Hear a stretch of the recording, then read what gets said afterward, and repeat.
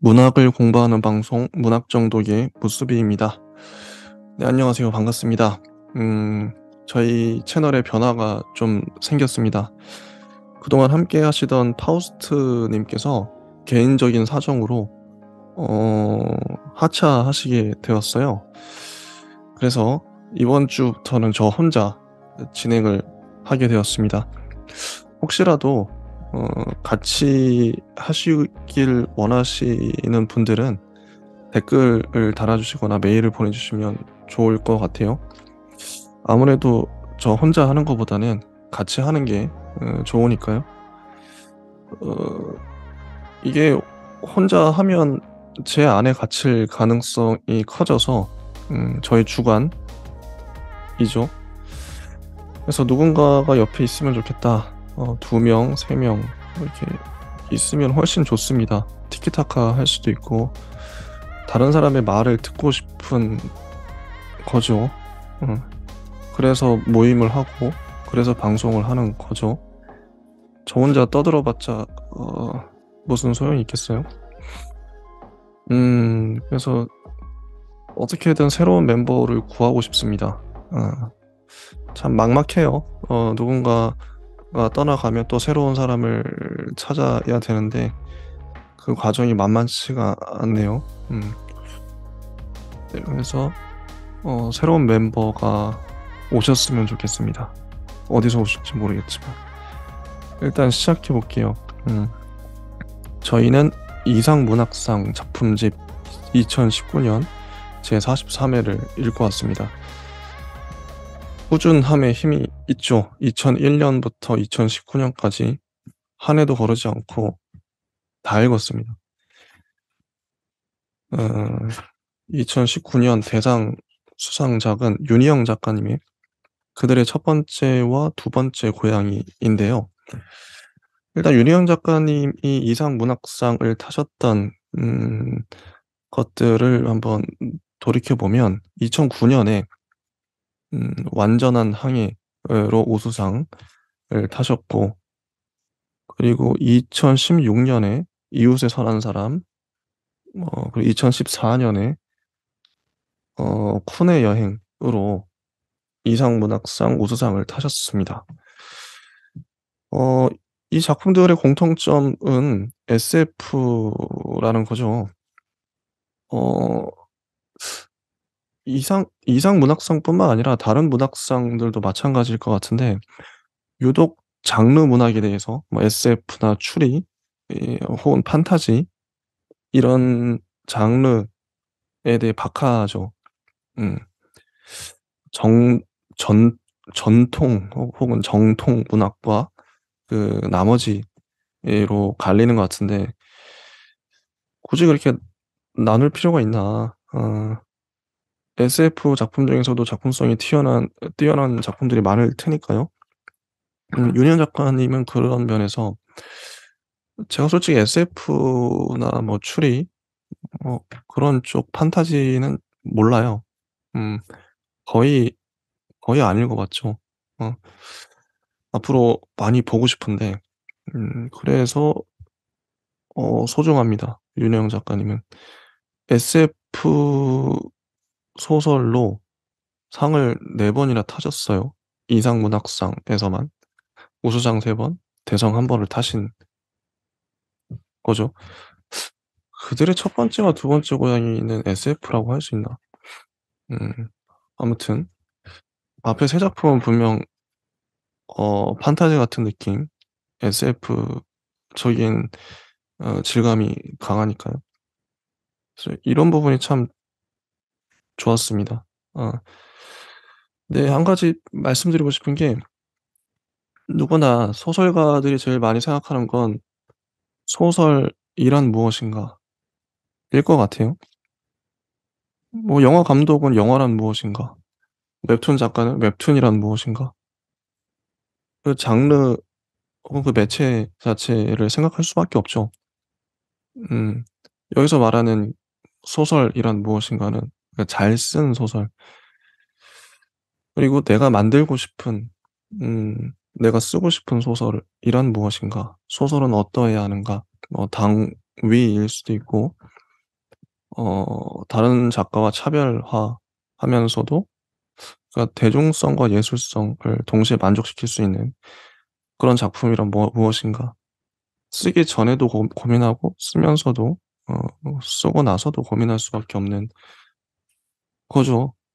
어 뭐 의식 중이든 무의식 중이든 그런 걸 고민하게 될 텐데 그러니까 소설에 대한 기준이 이상 문학상만 보더라도 여기 문학상을 탄 작품들은 어찌 됐건 여기 상을 주시는 분들, 평론가님들과 소설가님들이 보셨을 때 '아 이게 진짜 소설이야.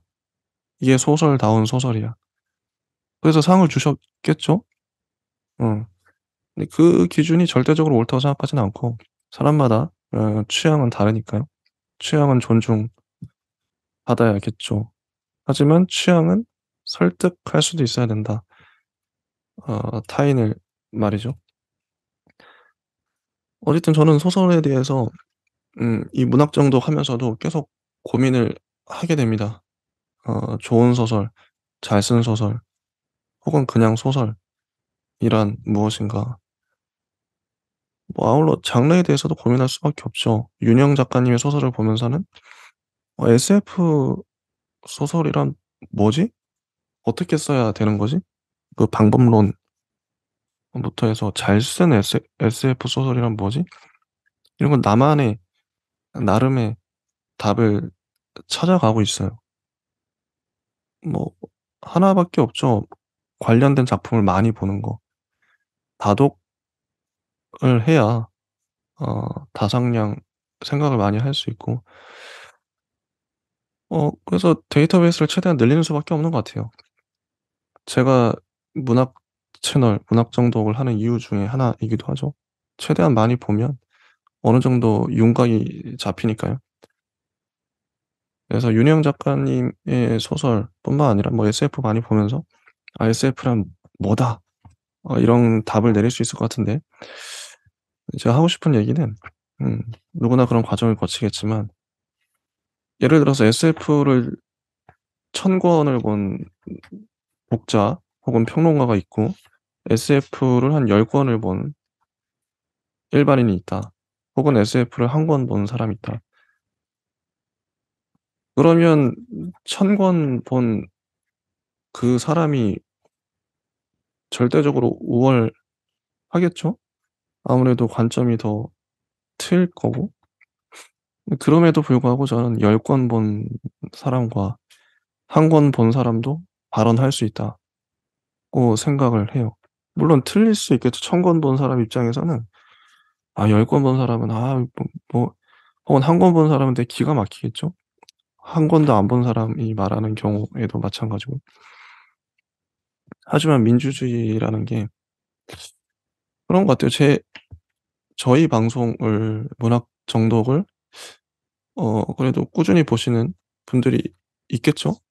있으실 텐데 '야 쟤들은 어떻게 저거밖에 못 보냐. 저 정도밖에 말 못하냐.' 이렇게 생각하실 수도 있을 것 같아요. 근데 그거는 지금 저희의 최선이라는 거. 각자가 각자의 최선을 다하고 있죠. 음 그 그러면 된다고 생각해요. 각자가 각자의 시선으로 최선의 말들을 꺼내는 것인데 저는 이제 막 걸음마를 시작한 아기의 입장이라고 생각을 하고 누군가는 100 권, 1000 권을 봐서 저보다 더 높은 견해를 가지고 계시겠죠. 하지만 한 권 본 사람도 말을 할 수는 있다. 근데 말을 할 수 있는데 그건 중요한 것 같아요. 너무 과장해서 말하지 말 것. 음. 한 권 봤는데 10권 본 것처럼 혹은 1000권 본 것처럼 말하면 안 된다. 한 권 본 사람은 한 권 본 만큼만 얘기를 할 수 있어야 된다. 그래서 근거가 중요하고요. '내가 왜 이렇게 말하는가.' 잡설이 좀 있었습니다. 근데 이런 얘기를 하려고 방송을 하는 거죠. 어떤 말의 덩어리들, 생각의 덩어리들을 내뱉기 위해서 얘기를 하는 것일 테니까요. 어 제가 인제 방송하면서 나름의 생각들을 정리하고 있는데요. 음 나름의 평론을 한다고 생각을 합니다. 리뷰라고도 할 수 있지만 평론을 한다. 말로 하는 평론. 그래서 이런 말씀을 드리는 거고요. 그때그때 생각들이 정리되니까요. 자, 2019년 대상 수상작을 보도록 하겠습니다. 윤희영 작가님의 그들의 첫 번째와 두 번째 고양이.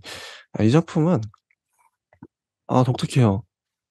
정말 독특한 게 그 제목처럼 첫 번째와 두 번째 고양이가 나오는데 첫 번째 고양이가 죽었고 두 번째 고양이도 죽었어요.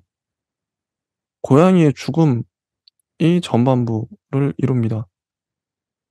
고양이의 죽음에 대한 애도와 어떤 추억, 슬픔 이런 것들이 전반부를 이루죠. 어 그리고 후반부로 가면 결국 사람 얘기가 나오는데 고양이와 함께 살았던 그 가족이죠. 가족은 지금 해체됐어요. 엄마 아빠가 이혼한 거죠. 그래서 후반부 가면 그 엄마 아빠가 결국 인제 초점 포커스가 맞춰지는 그 인물들인데 뭐 어떻게 헤어지게 됐는지 그 두 엄마와 아빠는 어떤 사람들이었는지 아내와 남편이 어떤 사람들이었는지가 구체적으로 나옵니다. 그런 이야기예요. 어. 근데 고양이 얘기가 만약에 없었다면 이 후반부 이 남자와 여자가 헤어지는 이 한 가족이 해체되는 이야기만 덜렁 나왔다면 이 작품이 과연 지금의 이 감동 혹은 온전함을 이룰 수 있었을까? 없었다. 이 작품의 특이점은 고양이 두 마리입니다. 어 실제로 윤희영 작가님이 기르던 고양이가 죽었다고 하죠. 어 그래서 이 작품을 쓰게 되었다고 말씀을 후기에도 나오고 있어요. 음. 자 130 쪽을 보면 수상 소감에서 글을 쓰는 마음보다 쓰기를 그만두는 마음에 대해 글쓰기를 너무도 사랑하지만 그만두는 선택을 할 수밖에 없는 사람의 마음에 대해 생각하는 날들이 더 많았다. 그런 날들이 계속되었고 작년 이맘때에 사랑하던 고양이가 죽었다. 이렇게 쓰시거든요. 음. 나는 1년 내내 맛있는 밥을 손수 해 먹으며 죽음에 관한 책들을 열심히 읽었다. 음. 그 와중에 힘을 내서 소설 한 편을 겨우 썼다. 음. 그게 이 소설인 거죠. 그래서 이 소설이 그렇게 와 닿았나? 고양이에 대한 마음이 전해져서 느껴져서 들어가 보겠습니다. 어 첫 번째 문장이 "그들의 두 번째 고양이가 죽던 날 그들은 오랜만에 함께 있었다." 라고 나와요. 음. "아이는 다음 주부터 중간고사였지만 하루쯤은 괜찮을 것이었다. 순모라면 순모가 세상을 떠난다면 가야 했다." 희은은 사람들에게 사정을 설명하고 양해를 구한 뒤 일찍 퇴근했다. 집으로 운전해 가면서 희은은 문득 생각했다. "너무 많이 슬퍼하지 마. 라는 말은 얼마나 이상한가." 음. 음. 그렇죠. 어 그 그래서 이 애묘인 혹은 뭐 애 애견인이라고 해야 되나? 그런 분들이 많이 생겼죠. 천만 시대라 했던가요? 고양이와 강아지를 기르는 인구가 많죠. 저희 집은 열대어를 기르는데 고양이, 강아지가 가족 같은 가족인 분들이 많구나. 이런 걸 듣기도 하고 보기도 하고 느낍니다. 그럴 것 같아요. 음. 그래서 이 소설은 제때에 도착한 소설이죠. 음. 아마 고양이, 강아지와 함께 사셨던 혹은 살고 있는 분이라면 정말 공감을 하실 것 같아요. 음. 이게 공아 고양이에 대한 고양이 두 마리의 죽음에 대한 혹은 추억에 대한 이야기가 전반부를 이루는 이 소설의 분위기를 막 붙들고 가는 음 이런 게 얼마나 좋은가. 누군가는 이런 이야기를 해 줘야 했을 텐데 사람이 주인공인 소설은 저희가 많이 보죠. 근데 고양이가 주인공, 고양이도 인간 못지않은 어 인물, 고양이를 인물로 볼 수 있겠죠. 인물로 등장하는 그런 소설이다. 반려묘. 그래서 이 소설은 또 중간중간에 참 윤여영 작가님 문장 참 좋습니다. 어 머뭇거리게 하는, 중간에 멈춰서 생각하게 하는, 곱씹게 하는 문장들. 음 원래 그 14쪽 보면 무언가 사정이 있었을 거라고 생각했지만 정상적 주류 같은 단어들이 자꾸만 떠올랐다. 보통은 다들 그러지. 희은은 곰곰 생각하다가 고양이 이름을 바꾸기로 했다. 윌리엄은 그날 순모가 되었다. 순모. 순모는 순하고 무르고 둥글둥글한 성격의 고양이였다. 음. 그러니까 누군가가 고양이를 윌리엄이란 고양이를 맡겼죠. 엘리자베스라는 고양이도 있었고 윌리엄을 맡겼는데 안 데려가요. 그래서 순모로 이름이 바뀐, 그래서 같이 살게 된 것이죠. 음. 그래서 이야기들이 풀려가는데요. 그들에게는 첫 번째 고양이가 있었다. 치커리. 이름이 그러니까 아까 순모 두 번째 고양이죠. 치커리 첫 번째 고양이입니다. 뭐 그러니까 치커리가 어떠어떠했는가, 순모가 어떠어떠했는가 이런 얘기들이 나오죠. 희은이라는 그 여주인공 혹은 아내 가 나오고요. 그다음에 남편의 이름은 좀 이따 나올 겁니다. 그리고 아이의 이름은 초록. 이름이 예쁘죠? 초록? 초록아, 초록. 19 쪽을 보면 전날 저녁 치커리를 입원시키면서 의사로부터 상태 설명을 들었지만 희은의 귀에는 그 모든 말들이 잘 들어오지 않았다. 희은은 그날 늦어도 다음 날이면 고양이가 태어날 거라고 생각했다. 인터넷을 검색해 신장 질환을 앓는 고양이들을 위한 카페를 찾아냈고 급하게 가입 신청을 했다.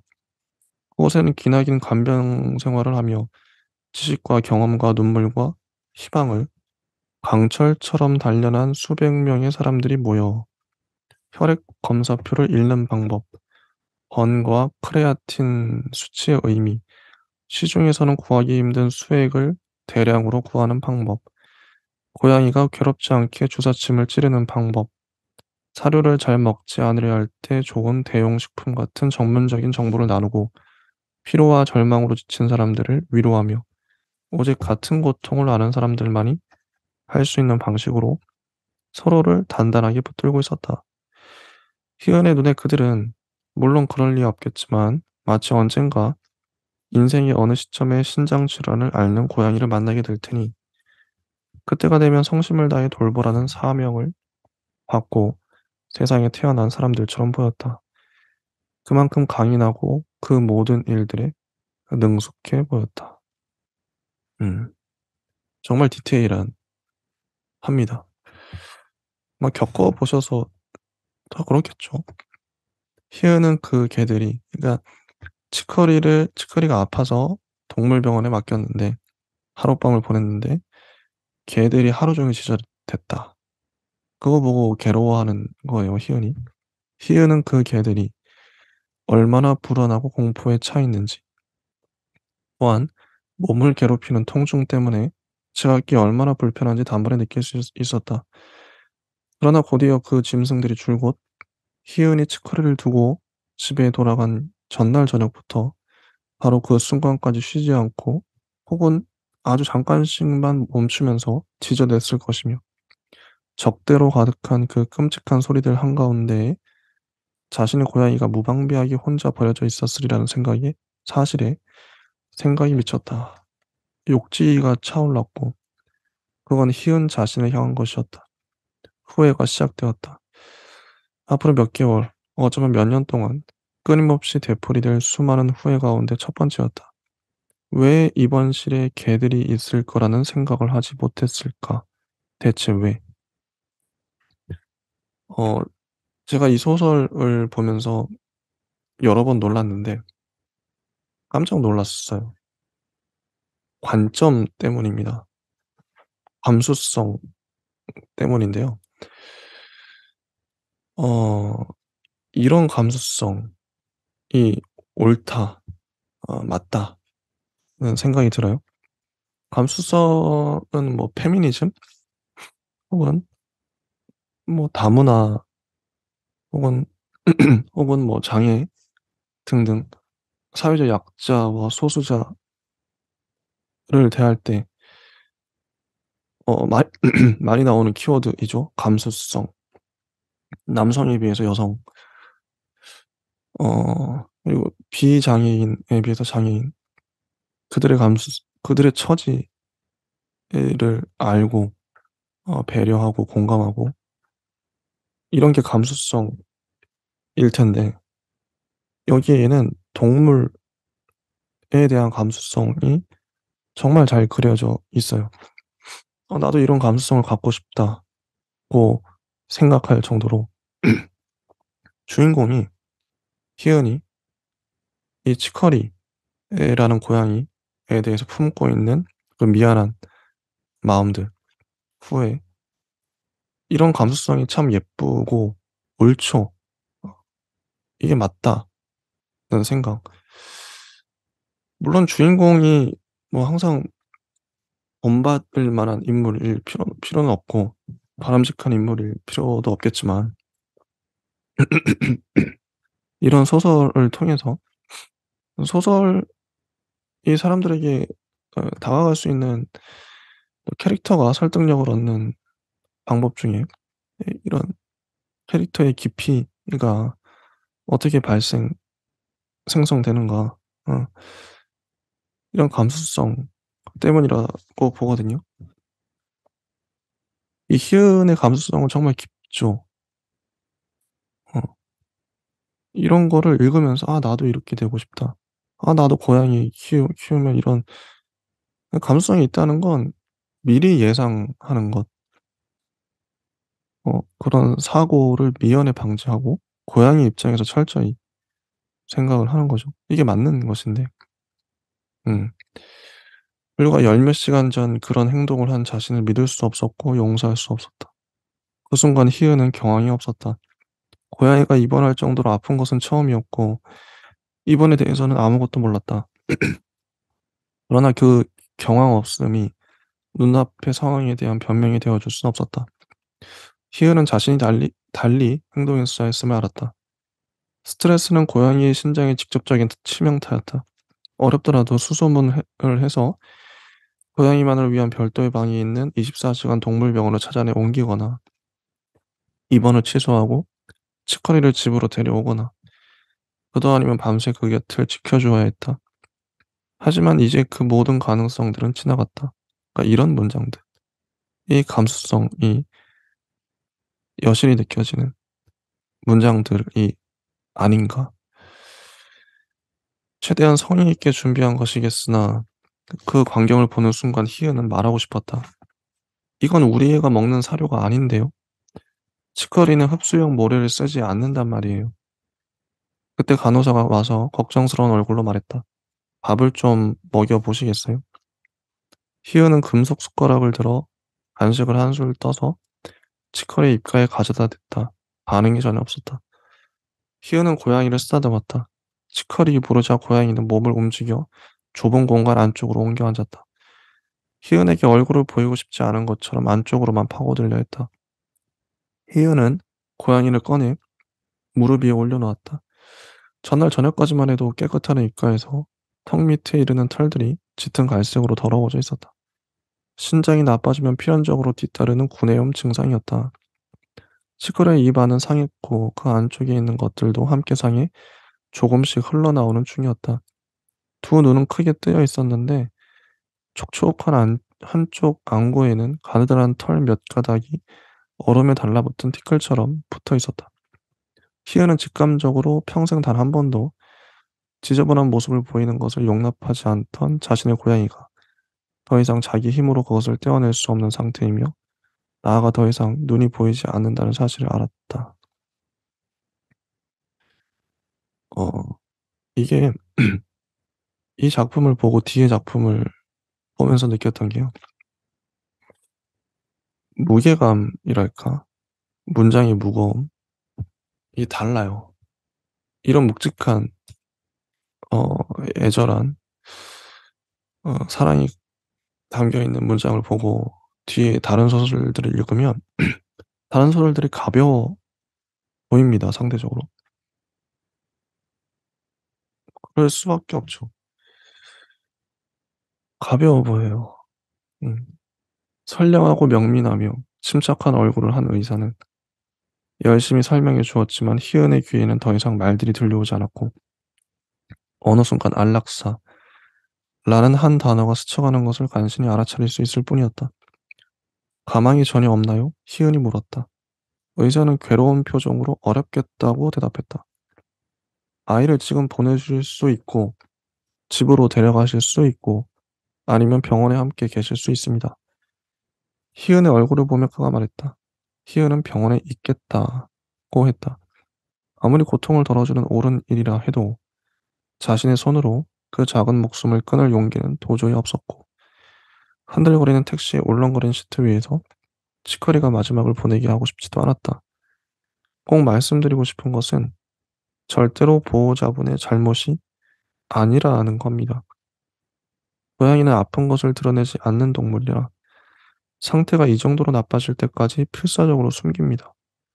말씀하신 것처럼 물을 너무 많이 마신다거나 사람이 쓰는 화장실에 들어가 젖은 바닥에 주저앉는다거나 평소에 하지 않던 그런 행동을 하며 증상을 드러낼 때에는 이미 너무 늦은 상태인 거예요. 보호자가 미리 알 수 있는 방법은 없습니다. 사실은 아이가 몇 시간 전쯤에 이미 숨이 끊어져도 이상할 게 없는 상태였어요. 그런데 보호자분을 기다리면서 최선을 다해 버틴 것으로 보입니다. 지금 살아있다는 것 자체가 기적입니다. 많이 힘들 텐데 이제 아이가 최대한 편하게 갈 수 있도록 곁에 있어 주시면 좋겠습니다. 희애는 간신히 목소리를 냈다. 알겠습니다. 최선을 다해 주셔서 감사합니다. 그때 의사가 희은을 보며 말했다. 죄송하지만 다시 한 번만 말씀해 주실 수 있을까요? 희은은 조금 놀라 의사의 얼굴을 보았다.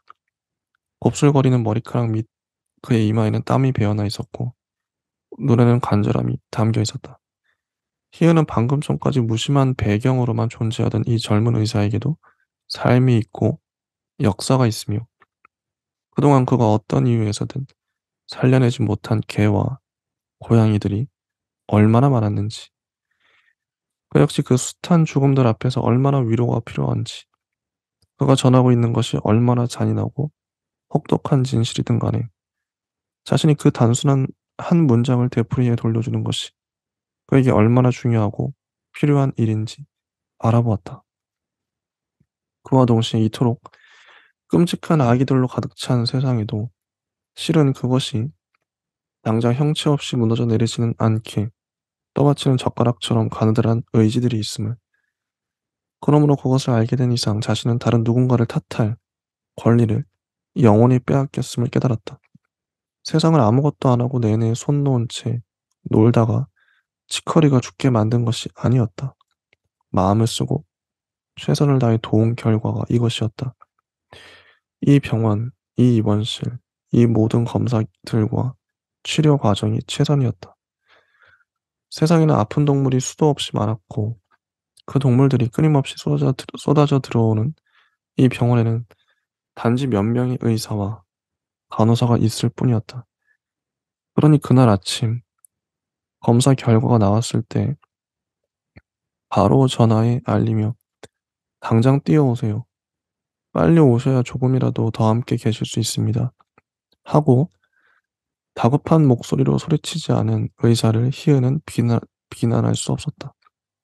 또한 조금 전 희은이 젖은 눈을 들어 돌아보았을 때 조금 떨어진 검사대 앞에서 자기들끼리 아마도 농담으로 보이는 무슨 말인가를 주고받으며 웃음을 교환하던 간호사들도 그저 쉴 틈 없는 경무 한가운데 인간으로서 자연스레 필요로 하기 마련인 긴장 완화의 시간을 갖고 있었을 뿐, 치커리의 죽음에 특별히 무심하거나 잔혹한 심성을 보인 것일 리 없었으므로 희은은 그들 역시 증오할 수 없었다. 희은이 무엇을 할 수 있을까? 자신을 미워하는 것 외에. 최선을 다해 주셔서 감사합니다. 희은은 다시 그 말을 했고 의사는 고개를 깊이 숙여 감사와 애도의 뜻을 표했다. 아, 참 감동적인 문장들이죠.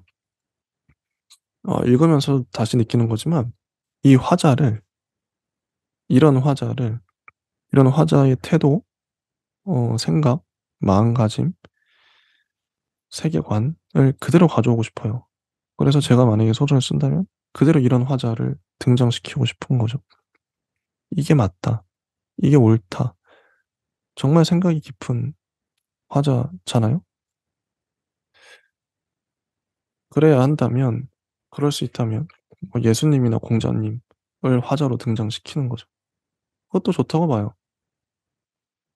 어 악인을, 생각이 완전 삐뚤어진 사람을 화자로 등장시키는 것보다는, 그럼 우린 반면교사를 보겠죠. 근데 반면교사를 등장시킴으로 인해서 물론 풍자나 비웃음, 혹은 반대 효과를 노리실 수 있겠죠, 테크닉적으로. 근데 반면교사는 우리가 이미 너무 많이 보잖아요. 세계에서도 이미 너무 많이 시달렸고, 그런 무례한, 어 그런 나쁜 사람들. 굳이 소설에서도 그런 스트레스를 받을 필요가 있을까? 철없거나 가볍거나. 소설에서만큼은 생각이 깊은 사람, 배려하는 사람. 여기도 보세요. 화자가 얼마나 어떤 생각을 하고 있는지, 이 치커리에 대해서 어떤 마음을 먹고 있고, 이 의사를 어떻게 다시 보게 됐는지, 그 병원을 처음엔 오해를 했는데 그들의 행동과 말 다 이해하고 있잖아요, 깊이. 이거다. 이게 매력적인 캐릭터. 저도 이런 화자를 등장시키고 싶습니다. 정말 깊이가 있어요. 그래도 희은은 말을 했다. 소리가 끊기지 않도록 쉬지 않고 말을 하면서 정민에게 문자를 보냈다. 정민은 한동안 대답이 없더니 치커리의 모습을 보내달라고 했다. 희은은 사진을 찍어 보냈고 치커리의 귀에 입을 바짝 대고 속삭였다. 아빠가 너를 안고 베란다로 자꾸만 데려가려고 한 거 너를 미워해서 그런 게 아니라 네가 너무 좋아서 장난을 치려고 했던 거란다. 아빠가 미안하다고 전해달래, 치커리. 치커리는 시장 한복판에서 태어나 형제들 틈에서 가게 주인이 주는 눈칫밥을 먹던 고양이였다. 3개월이 된 녀석을 집으로 데려와 처음으로 통조림이라는 것을 맛보게 해준 사람이 희은이었다. 첫 통조림과 마지막 숨. 희은은 치커리의 삶에서 그 두 가지를 함께한 유일한 사람이 자신이라는 사실이 기뻤다. 고양이는 희은의 무릎 위에서 마지막으로 한 번 울음소리를 냈고 몸을 떨면서 천천히 숨을 내쉬더니 조용해졌다. 아, 엄숙한 분위기가 느껴지죠. 집에 도착해 상자를 열어본 정민은 눈물을 흘렸다.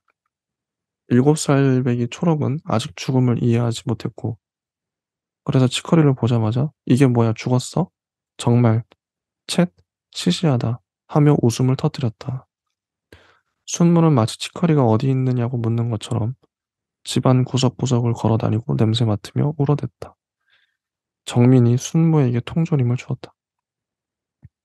포장을 풀어 분식집에서 사온 떡볶이와 어묵 튀김을 아이에게 먹이고 자신도 먹었다. 희은은 그 광경을 옆에서 보다가 포크를 들고 억지로 몇 조각을 씹어 넘겼다. 단지 쓰러져서는 안 된다는 생각에서였다. 초록의 이런 반응. 7살짜리 아이는 이렇게 반응하는구나. 어, 깜짝 놀랐어요.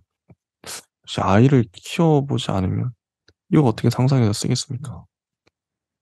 아이들은 죽음에 대해서. 이게 뭐야, 죽었어? 시시하다. 뭐, 웃음을 터트려. 그럴 수 있겠구나, 아이는. 음, 몰랐어요.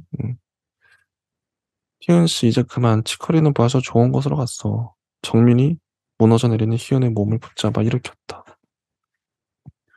그러니까 고양이가 아니라 사람이 죽은 것 같은 느낌이에요. 음, 뼈가 소각로에서 나올 때 희은은 자신도 모르게 치킨이라는 말을 떠올렸다. 그 단어를 떠올린 자신이 너무나 낯설고 잔인하며 외람되게 느껴졌지만 정말로 치킨을 먹고 남은 자네 같았다. 시간이 치커리의 살을 남김없이 발라먹은 것처럼 보였다. 치커리는 살아있을 때도 치킨 같았어. 하고 희은이 자신을 납득시킨 것은 시간이 흐른 뒤였다.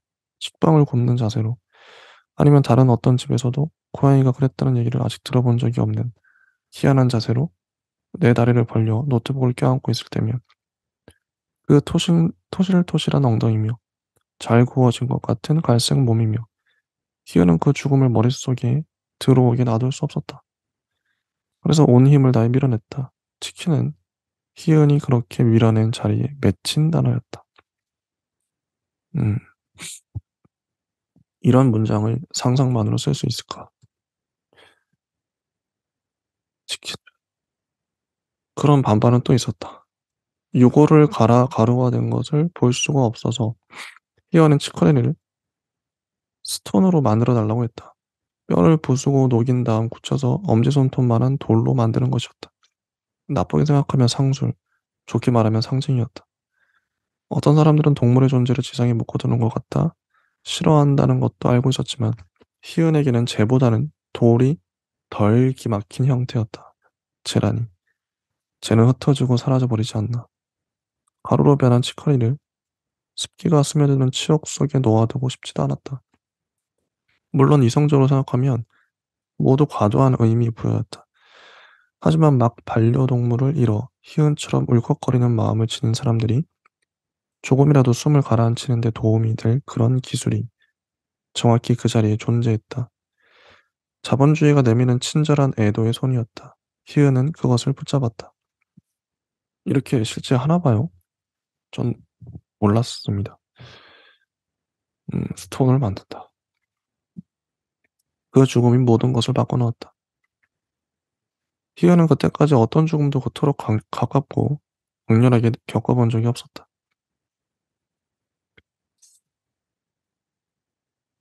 아, 별표 친 문장들이 너무 많아서 하나씩 읽고 있는데요. 음, 그래서 진심이라 생각하며 애도한 수많은 사회적 죽음도 있었다. 분향소에 꽂았던 그 많은 향들, 그 많던 기도와 눈물방울들. 희은은 여러 날 가슴 아파했고 분노했고 비극이 잦은 사회에 다른 시민들처럼 그 죽음들의 영향을 받아 한동안 트라우마에 시달리기도 했다. 그것이 위선이라는 생각은 들지 않았다. 그러나 자신이 9년간 품어 키운 흔해 빠진 생김새를 지닌 한 마리 고양이의 죽음은 그 죽음들과는 달랐다. 전혀 달랐다. 희은은 휘저어졌다. 극단적으로 슬픔에 집착했고 설탕 덩어리에 달라붙어 옴짝달싹할 수 없게 된 개미처럼 고통 속에서 허우적거렸다. 슬픔 다음에는 분노가 왔다. 음. 그런데 희은은 자신도 모르게 며칠을 기다리다가 견딜 수가 없게 되었다. 담당 편집자에게 전화를 걸어 소리치고 싶었다. 희은은 번역가인 거죠. 어째서 아무 말도 해주시지 않나요? 좋은 곳으로 갔을 거라는 그 형식적인 한마디를 어째서 해주시지 않습니까? 딱 한마디면 되는데요. 왜요? 어째서인가요? 그렇게 말도 안 되는 갑질을 하는 자신을 상상하다 희은은 입을 틀어막고 울었다. 도서관에 가 아무 책장에서나 책 한 권을 뽑으면 거기에 치커리 이야기가 쓰여 있어야 옳았다. 그 작고 기적 같던 존재를 담은 사랑스러운 사진들로 한 권이 통째로 도배되어 있어야 했다. 그런데 그렇지 않았다. 희은은 이해할 수가 없었다. 음. 치커리를 아는 사람이 적었다. 치커리가 이 세상에 존재했었다는 사실을 아는 사람이 너무 적었다. 희은은 신장질환 고양이 카페에 글을 올렸다. 가지고 있는 모든 SNS 계정에 치커리의 사진을 올렸다.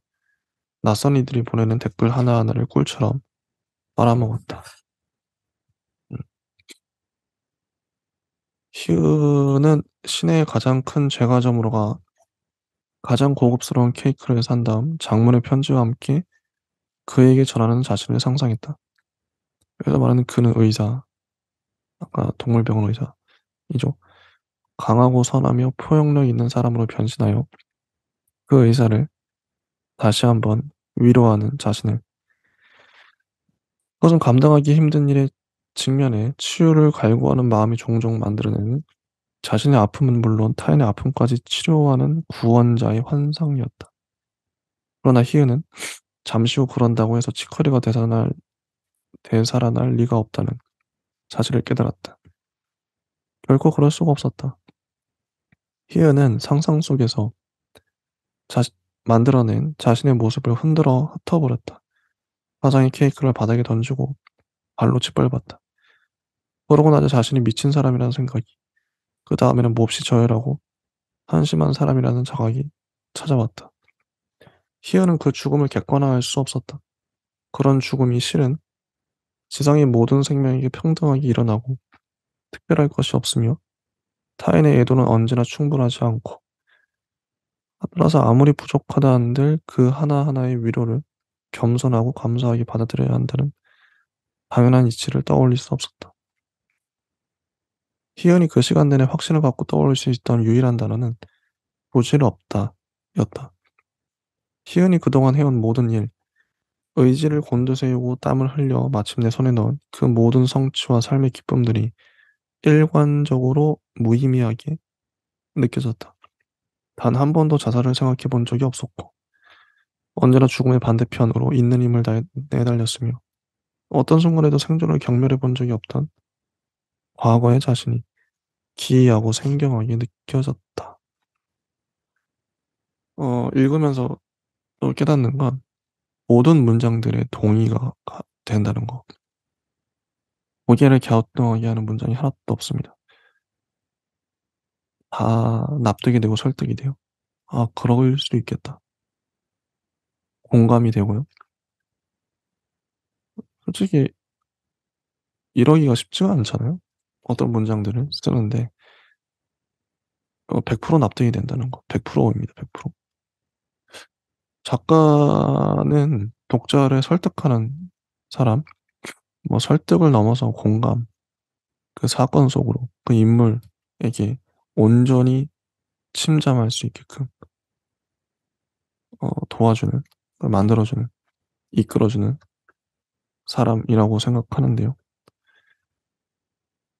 소설을 읽으면서 벅참을 느끼거나 눈물을 흘리거나 '정말 맞아. 그래, 그래. 나도 그랬지.' 그러면 소설이 잘 쓰여진 것이죠. 진실하니까요.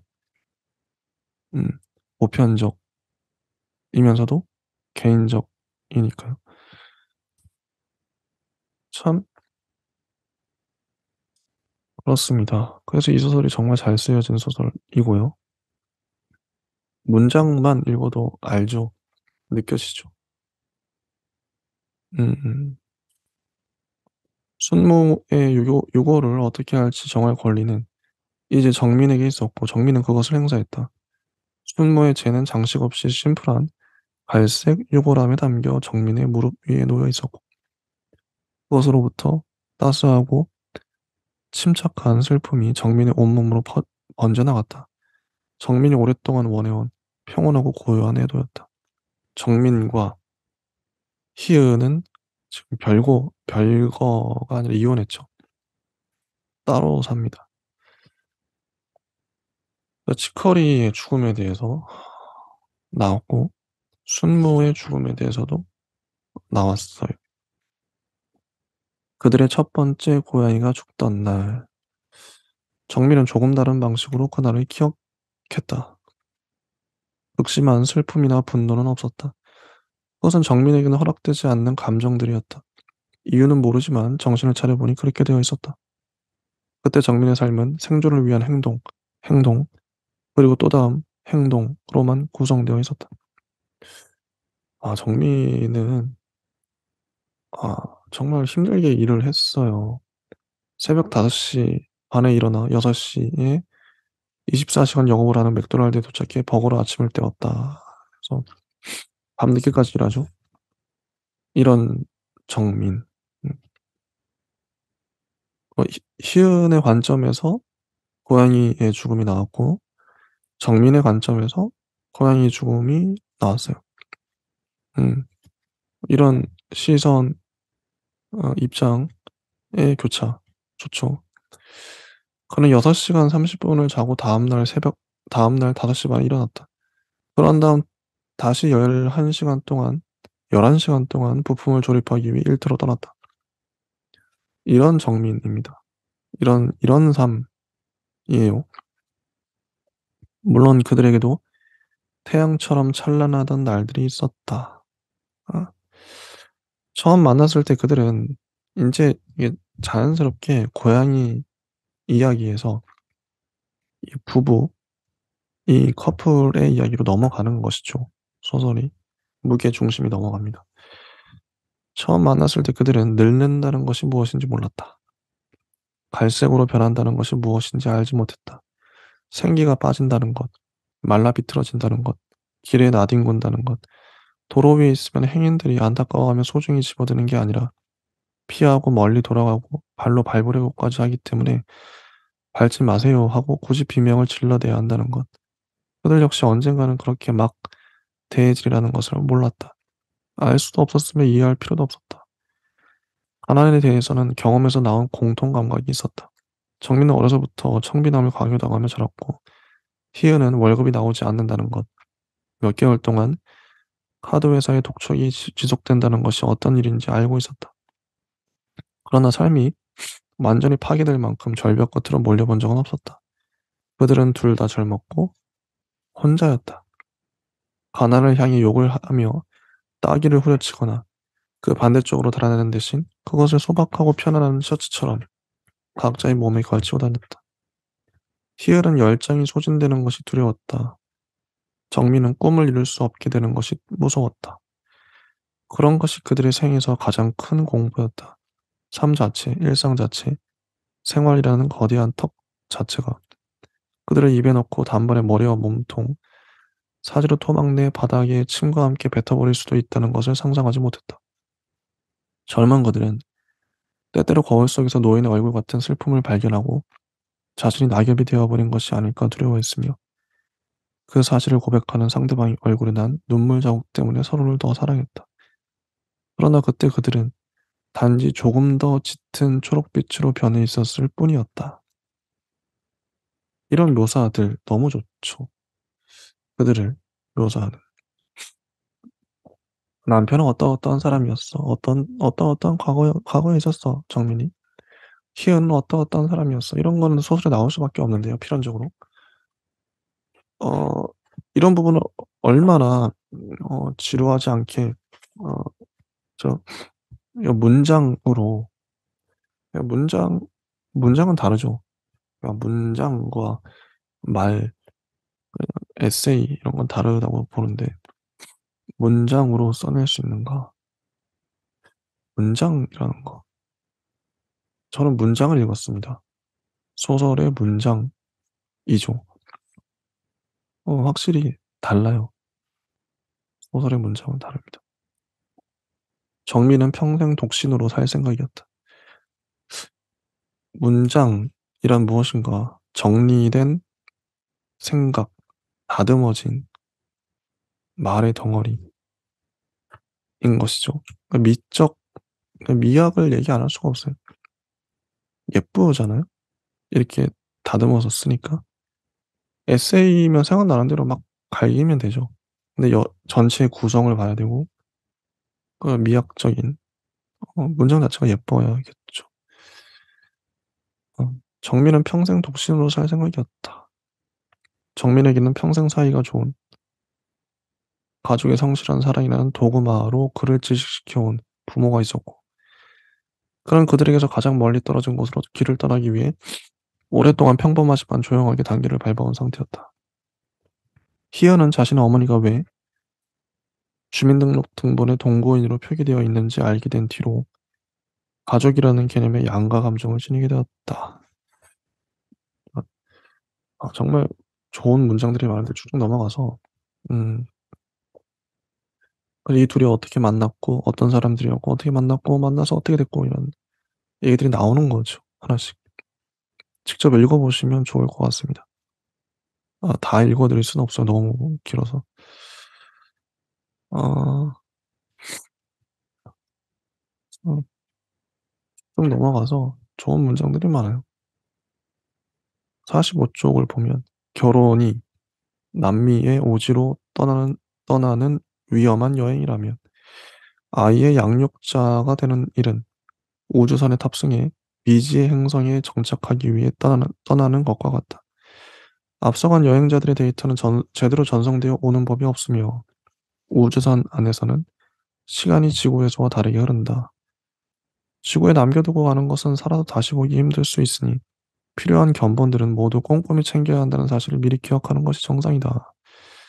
우주선 자체도 정밀 검사를 거쳐야 하며 아주 간단한 소지품 하나 그것의 무게 0.000001g까지 정확히 측량에 실어야 냉혹한 우주 공간에서 참사를 피할 수 있다.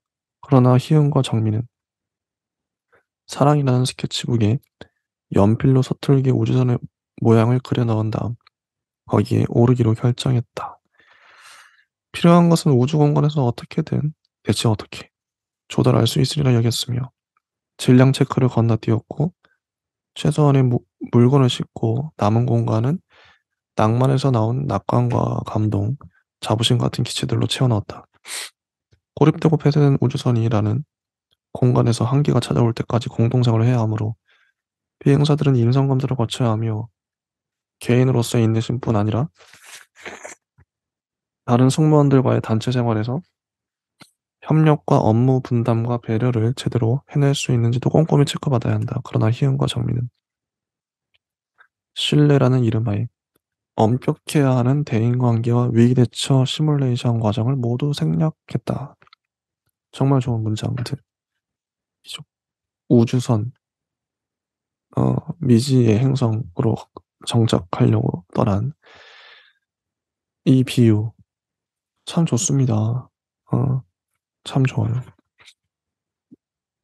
좀 넘어가서 초록은 어떤 아이였는가 하면 문서 나오죠. 초록이에 대해서도 정민은 희연보다 육아에 능숙했다.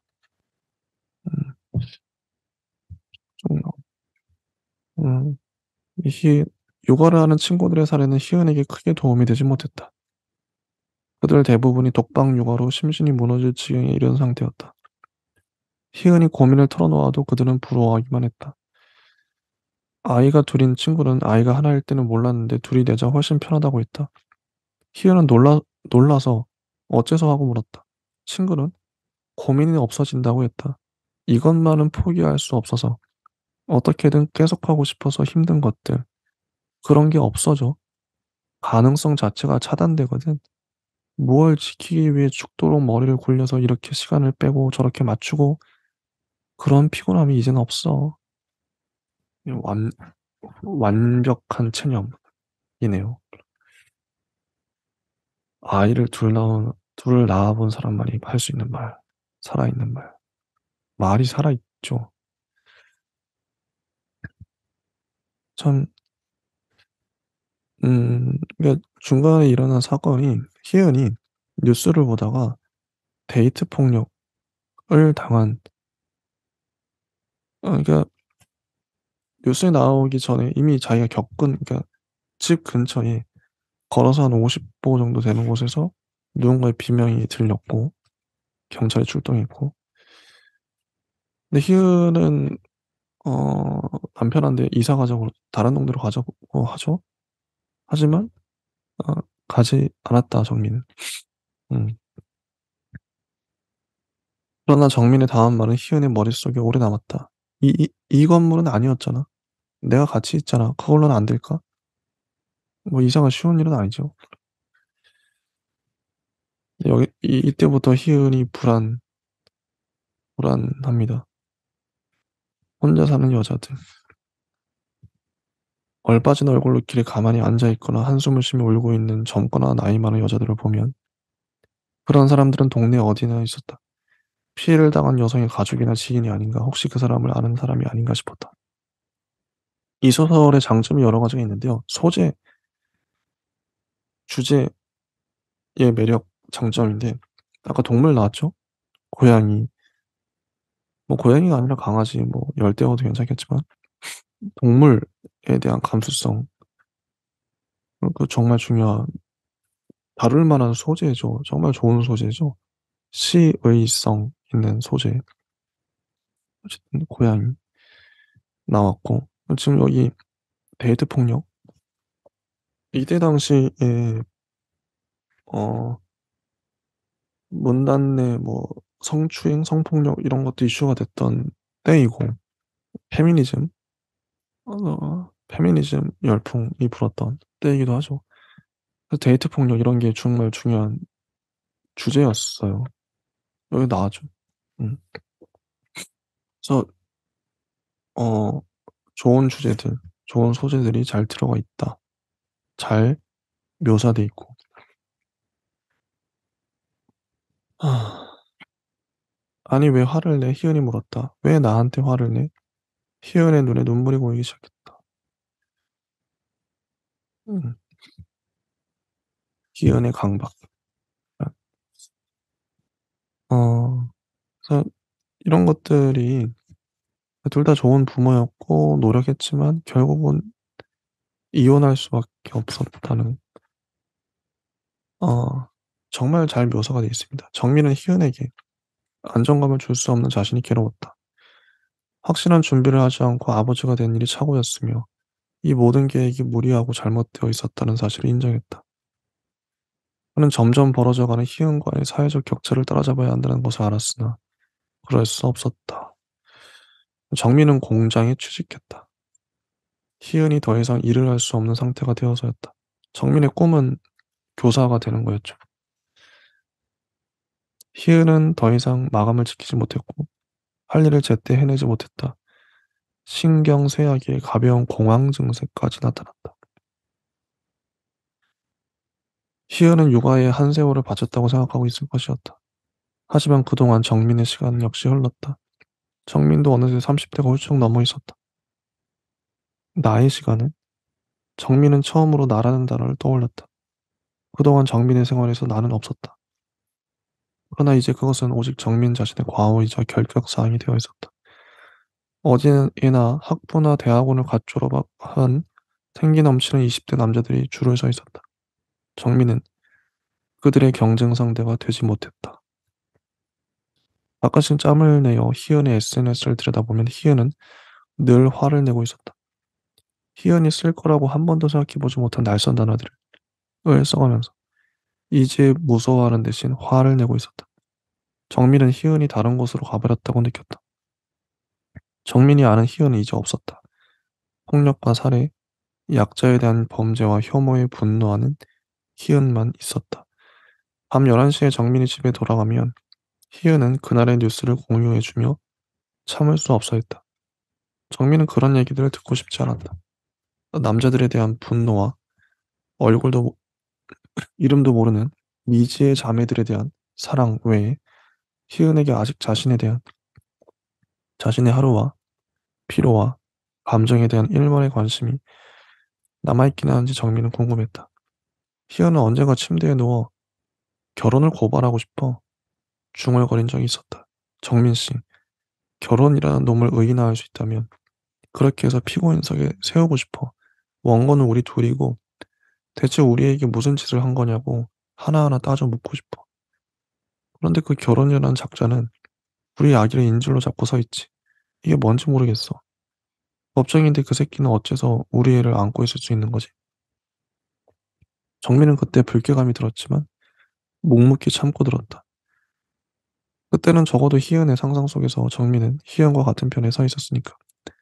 그런데 이제 희은은 정민을 피고인석에 세우려는 것 같았다. 남자들, 남자들은 정민은 희은의 입버릇에 신물이 났다. 여자들은 여자가, 남자가. 정민은 묻고 싶었다. 희은은 그저 여자이고 정민은 그저 남자일 뿐인가? 뿐인가? 그들이 함께했던 그 모든 역사, 함께 울고 웃으며 지나갔던 기쁨과 시련들. 희은은 희은이고 정민은 정민이었던 시간. 그리고 둘이 만나 벅찬 마음으로 초록이 엄마와 아빠로 지내온 시간들은 그렇게 없는 것처럼 치부되어도 괜찮은가? 왜 갑자기 여자일 뿐인 사람이 되어 남자와 여자로 모든 것을 환원해버리는가? 우리는 세상이 다른 사람들과는 조금 다르게 우리만의 방식으로 살기로 약속했잖아. 왜 우리가 다르다는 것을 몰라, 희은 씨? 정말 좋은 문장들이죠.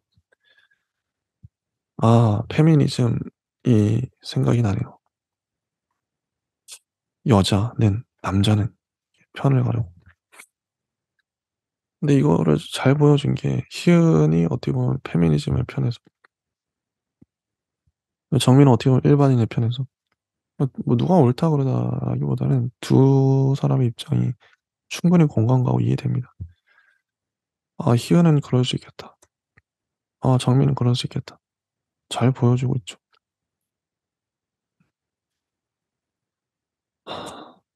어,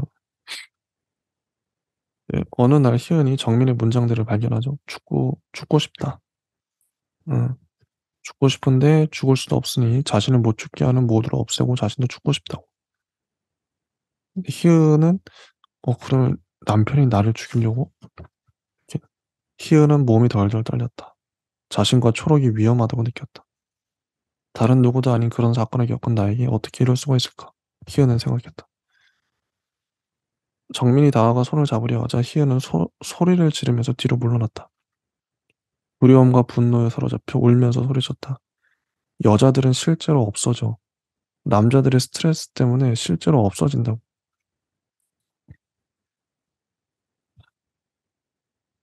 이게 주제가 참 무거워요. 어, 정민의 입장에서는 버려진 지 오래인 것이 희은이 아니라 정민 자신이었다.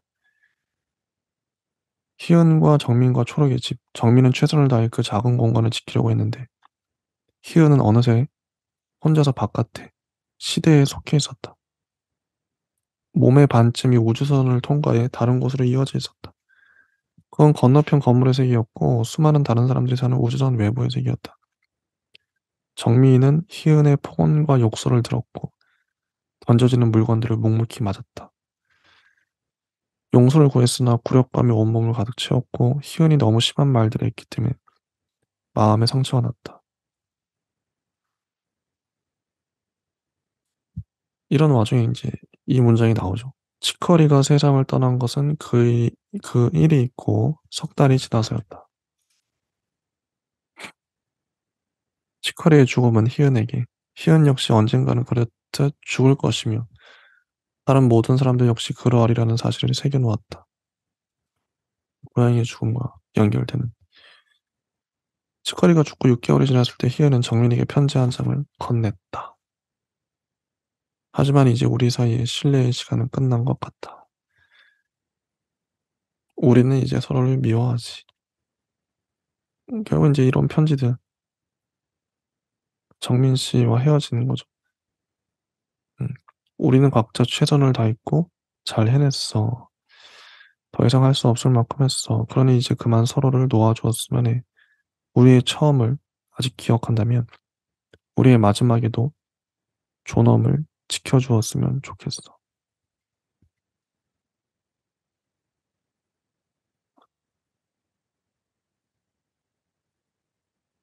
이제 뭐 이렇게 해서 이혼하게 됐고요.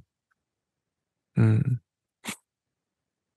정민은 이혼한 해에 임용고사에 합격했고 목표하던 대로 중학교 국어 선생님이 되었으며 그로부터 몇 개월 뒤에 시인이 되었다.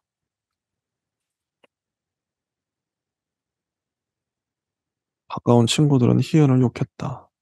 정민을 가엾게 생각했고 그가 피해자라고 해 주었으며 보란듯 잘 살라고 꼭 초록을 되찾으라고 말해 줬다. 조금씩 그는 다시 책을 읽을 수 있었고 글을 쓸 수 있었다. 숨을 쉴 수 있었다. 소리를 질러도 됐다.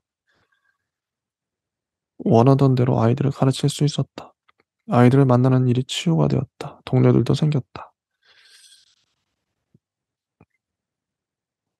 그러니까 이 소설은 가정을 꾸리면서 아이를 낳으면서 벌어지는 일들, 그러니까 가정을 책임져야 되기 때문에 이 정민 같은 경우 자신의 꿈을 포기해야 됐던, 온전히 자기가 사라지는 거죠. 온전한 희생, 가족을 위한 희생. 많은 사람들이 이렇게 살잖아요. 내 꿈이 있어도 당장 먹고 살아야 되기 때문에 경제적으로. 그런 것도 잘 묘사가 돼 있어요. 읽으면서 정말 '아 이게 나의 미래인가?' 싶기도 할 정도로 어쩔 수 없죠. 근데 해서 이혼을 해서 교사가 됐네. 이혼을 안 했다면 교사가 못 됐겠죠. 이게 잘 됐다고 해야 될지 못 됐다고 해야 될지. 근데 반면에 희은은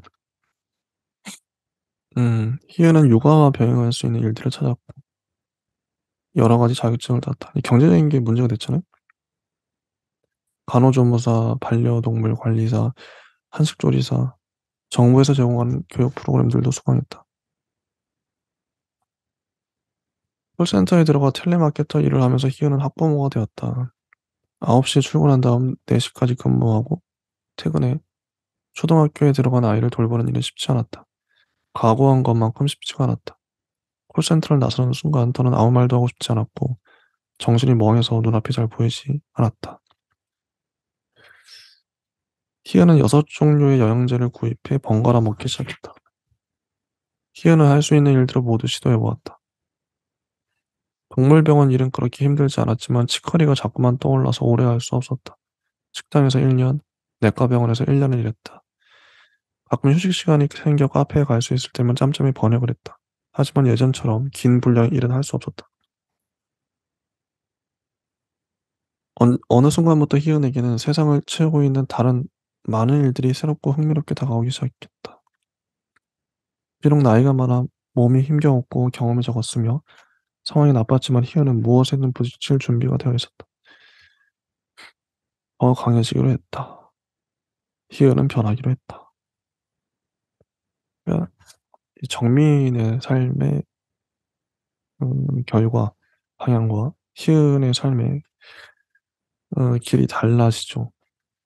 남자라서, 여자라서 그런 생각도 들어요. 음. 우리 사회에 사는 남자라서 교사가 되고 여자라서 이런 일들을 하는 건가.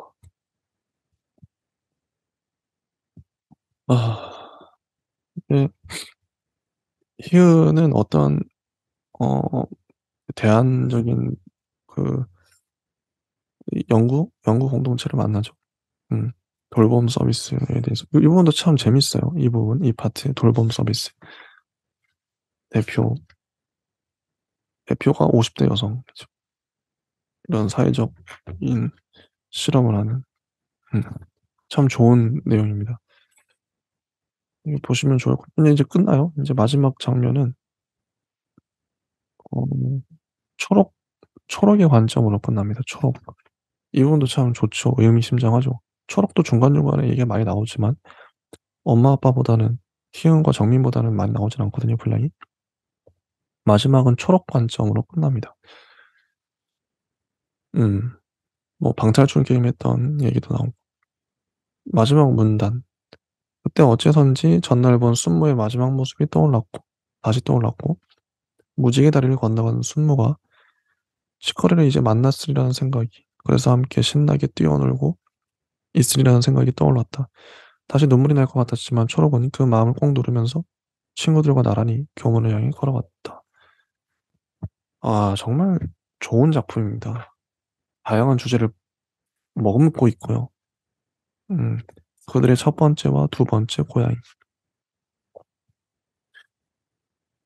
그 가족 이 초록이네 가족 초록이와 희은과 정민 이 세 명만 나왔더라면 이 정도 임팩트로 다가오지 않았을 텐데 치커리와 순무라는 첫 번째와 두 번째 고양이가 나와서 이 소설이 더 풍부해지고 더 감동적으로 될 수 있었다.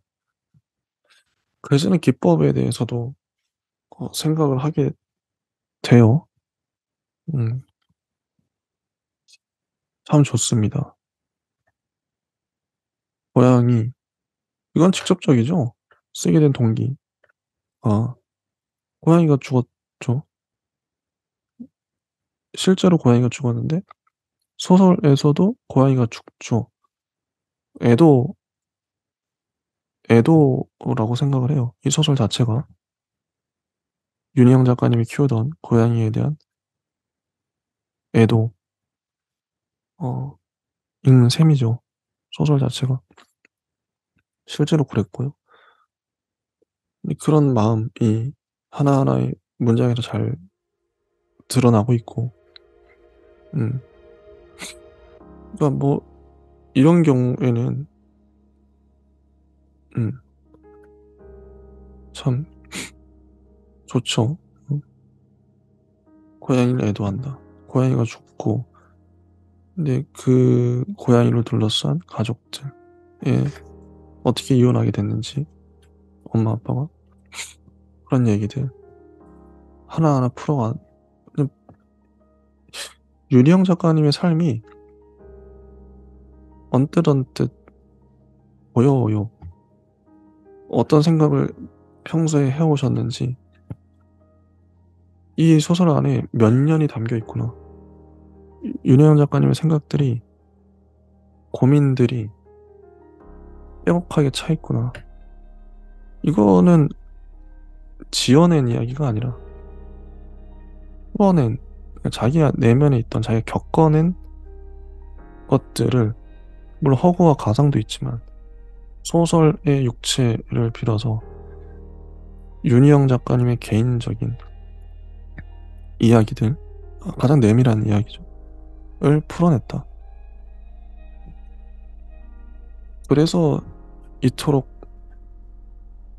감동적이고 좋았던 것 같아요. 좀 더 반대로 우리가 소설을 쓴다 그럴 때 가장 절실했던 혹은 뭐 절망적이었던 각자 고민이 있죠. 오랫동안 고민을 밀어붙이다 보면 삶에 직면하다 보면 어 누군가의 죽음 혹은 안 되는 것들 취업이 안 되거나 혹은 아까 이제 뭐 페미니즘 여러 가지 것들이 있죠. 그런 것들을 잘 사회적 참사 이런 것들 잘 녹여서 한 소설에 담아낼 수도 있겠다. 나도 이렇게 쓸 수 있겠다. 누구나 이렇게 쓸 수 있겠다 싶어요. 일단 여기까지 하고요.